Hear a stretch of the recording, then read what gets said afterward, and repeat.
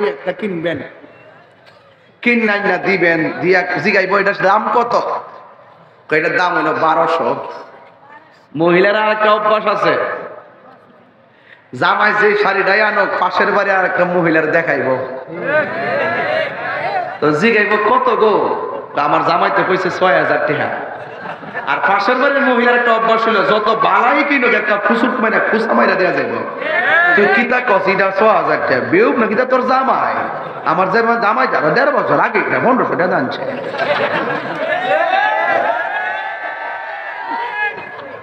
আগুনটা কি লাগছে না নিচ্ছে? তখন জামাই আয়া দেখে বউর মনটা খারাপ, জিগা শাড়িটা কত? কিরে কইছি তো আগে 1,00,000 না 6,000 করনা। যত তো কইছি তো কইছি, তোমার মন নাই কত কইছি? 1200 টাকা শাড়ি আইন নাই, 6,000 টাকা। এই ঘরের ভিতরে আগুনটা লাগছে, তুমি ফইরো আমার লাগতো না। এই হলো মহিলারা অল্পতে বেকা হয়ে যায়। আর যদি জ্ঞানী হয় সে বলবে 5,000 হোক, 10,000 হোক, 500 হোক, 300 হোক, আমার স্বামী আমাকে তার তৌফিক অনুযায়ী জায়গা দিয়েছে, এটাই হলো আমার জন্য কোটি। কথা বলেন ঠিক না বেটে? এটা মাথায় রাখতে হবে।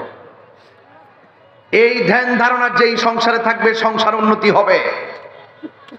মা, ও ব্রাহ্মণ পাড়ার মা, স্টার জলসার শাড়ি দিক কেউ অনলাইনে অর্ডার দিও না। অর্ডারের মাল ভালো হয় না। অর্ডারের মাল কি হয় না? ভালো হয় না। সাবধান, স্বামী যা দিবে এটা নিয়ে থাকতে হবে। এখন আল্লাহ কয় আদম কাজটা করলা কি, যাও নেমে যাও। বেহেশত থেকে আদম নবীরে বাইর করে দিছে। আদম নবীরে পাঠাইছে একটা দেশের নাম হইল শ্রীলঙ্কা। ওই আমাদের আল্লামা শহীদ নুরুল ইসলাম ফারুকী রহমাতুল্লাহ আলাইহি শ্রীলঙ্কা যাইয়া আদম আলাইহিস সালাম যে পাথরের মধ্যে কদম মোবারকটা প্রথম রাখছিলেন, সেই ছাপটা আমাদেরকে কাফেলা অনুষ্ঠানের মাধ্যমে আমাদেরকে দেখাইছিল। সেই লোকটারে ঘরের ভিতরে ঢুকিয়া হায়েনার দলেরা গলা কাটটা শহীদ করে দিয়া আমরা অসহায় বানাই গেছে। কথা কোন ঠিক না? আয় হায় আয় হায়, সাবধান বলে দিলাম। আদম আলাইহিস সালাম হইল শ্রীলঙ্কা, আর মা হাওয়ারে পাঠাইছে জেদ্দা। কোথায়? জেদ্দা। 100 বছর কান্নার পরে আরাফার ময়দানে দেখা হইছে, রব্বানা যালামনা আনফুসানা ওয়া ইল্লাম তাগফির লানা ওয়া তারহামনা লানাকুনান্না মিনাল খাসিরিন। আল্লাহ মাফ করে না। আজকে আমি গেস্ট রুমে বইসা, আমার পার্সোনাল রুমে বইসা এই হাদিসটা পড়ছিলাম, এই আদম নবীর ঘটনাটা। আদম আলাইহিস সালাম বলেন, আল্লাহ 100 বছর কান্না করলাম, ক্ষমা করো নাই। মেঘের বাণী করে তুমি আমারে তোমার বন্ধু নবীর উসিলাই মাফ করে দাও। কেন মক্কার দরবারে যান? উসিলা মানে না, হ্যাঁ ডাইরেক্ট তো চাইলাম আল্লাহর কাছে। আর আল্লাহর কাছে ডাইরেক্ট তো আমরাও চাই। উসিলা ধরা যায় যাচ্ছে কেন? আল্লাহ পাক আল্লাহর বন্ধুদেরকে ভালোবাসে। কথা বলেন ঠিক না?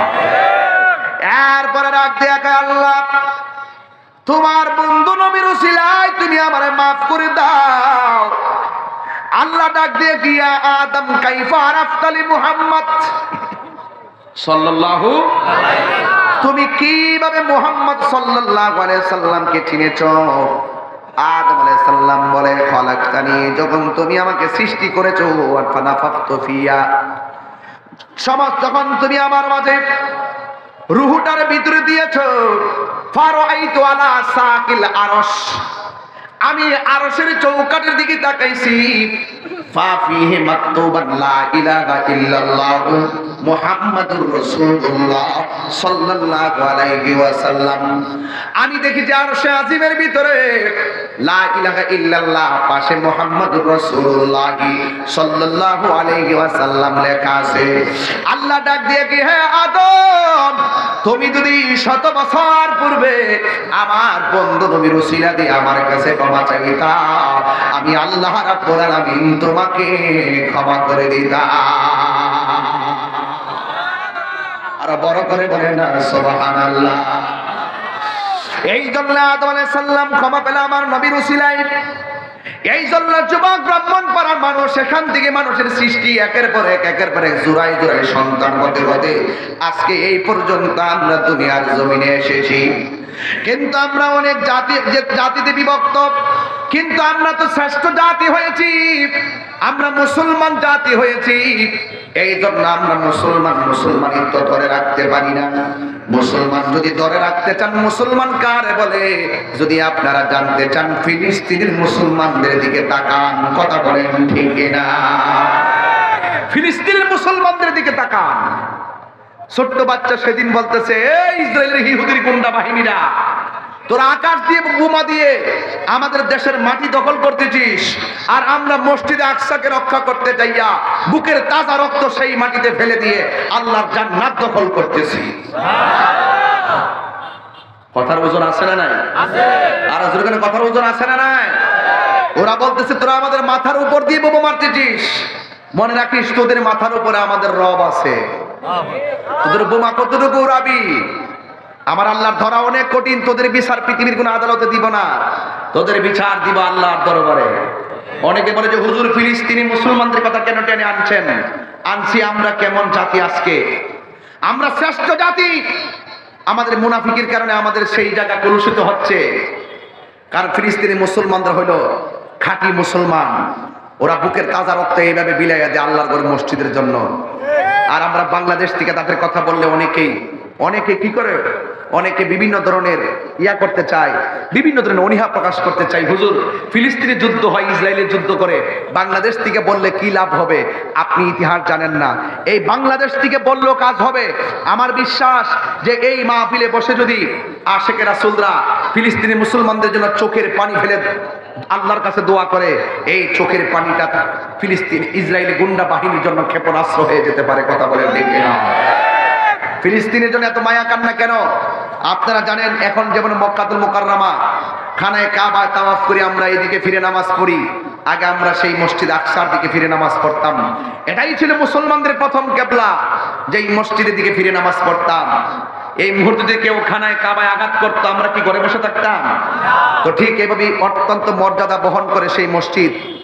এই মসজিদটা বানাইছে কোন মানুষ দিয়ে, এই মসজিদ মানুষ দিয়ে পাথরগুলো তুলে নাই। এই মসজিদের পাথরগুলো তোলা হয়েছে সমুদ্রের নিচ থেকে। প্রত্যেকটা পাথরের গায়ে লেখা আছে সূরা ইয়াসিন। জোরে কন্যা সুবহানাল্লাহ।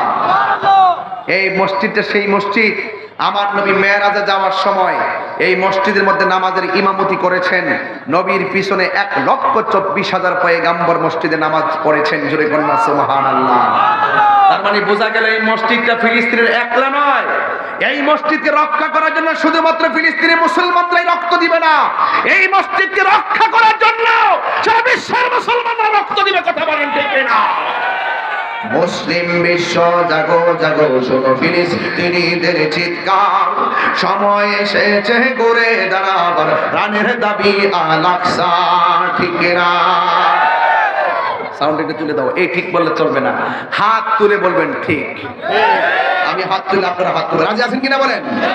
মুসলিম বিশ্ব জাগো জাগো, শোনো ফিলিস্তিনিদের চিৎকার, সময় এসেছে ঘুরে দাঁড়াবার, প্রাণের দাবি আল আকসা। আকসাই আমাদের চেতনা, আকসা কেড়ে নিতে দিব না। ঠিক কিনা? আকসাই আমাদের চেতনা, আকসা কেড়ে নিতে দিব না। দাও জুড়ে দাও ইমানি হুঙ্কার, প্রাণের দাবি আল আকসা। মুসলিম বিশ্ব জাগো জাগো, শোনো ফিলিস্তিনিদের চিৎকার, সময় এসেছে ঘুরে দাঁড়াবার, প্রাণের দাবি আল আকসা। মুসলিম আমরা অভিন্ন জাতি, তামান্না দু চোখে শহীদি, হিংস্র বর্বর মানবতা বিরোধী, হটাও শয়তান ইহুদি। মুসলিম আমরা অভিন্ন জাতি, তামান্না দু চোখে শহীদি, হিংস্র বর্বর মানবতা বিরোধী, হটাও শয়তান ইহুদি। ঠিক না? মুসলিম বিশ্ব জাগো জাগো, শোনো ফিলিস্তিনিদের চিৎকার, সময় এসেছে ঘুরে দাঁড়াবার, প্রাণের দাবি আল আকসা। মুসলিম বিশ্ব জাগো জাগো, শোনো ফিলিস্তিনিদের চিৎকার, সময় এসেছে ঘুরে দাঁড়াবার, প্রাণের দাবি আল আকসা। মাথার উপরে উড়ছে শকুন, গিরে রেখেছে নয়া ফেরাউন, মাথার উপর দাও ইমানি হুঙ্কার প্রাণের দাবি আল আকসা। মুসলিম বিশ্ব জাগো জাগো শোনো ফিলিস্তিনিদের চিৎকার, সময় এসেছে ঘুরে দাঁড়াবার প্রাণের দাবি আল আকসা। ঠিক কি না বলো? আর কত ঘুমিয়ে থাকবে তুমি, জ্বলছে পুড়ছে ফিলিস্তিনিদের জন্মভূমি। ঠিক কি না? বদলা নিব এবার, জালিমের দুর্গ করে ছারখার। বদলা নিব এবার, জালিমের দুর্গ করে ছারখার। মুসলিম বিশ্ব জাগো জাগো শোনো ফিলিস্তিনিদের চিৎকার, সময় এসেছে ঘুরে দাঁড়াবার প্রাণের দাবি আল আকসা। মুসলিম বিশ্ব জাগো জাগো শোনো ফিলিস্তিনিদের চিৎকার, সময় এসেছে ঘুরে দাঁড়াবার প্রাণের দাবি আল আকসা। ঠিক না? আকসাই আমাদের চেতনা, আকসা কেড়ে নিতে দিব না। আকসাই আমাদের চেতনা, আকসা কেড়ে নিতে দিব না। দাও জুড়ে দাও ইমানি হুঙ্কার প্রাণের দাবি আল আকসা। দাও জুড়ে দাও ইমানি হুঙ্কার প্রাণের দাবি আল আকসা। ঠিক না? নারে তাকবীর, নারে রিসালাত, নারে রিসালাত, নারে তাকবীর, নারে রিসালাত। অ্যাকশন অ্যাকশন ইসরায়েলের বিরুদ্ধে, ইসরায়েলের বিরুদ্ধে অ্যাকশন অ্যাকশন।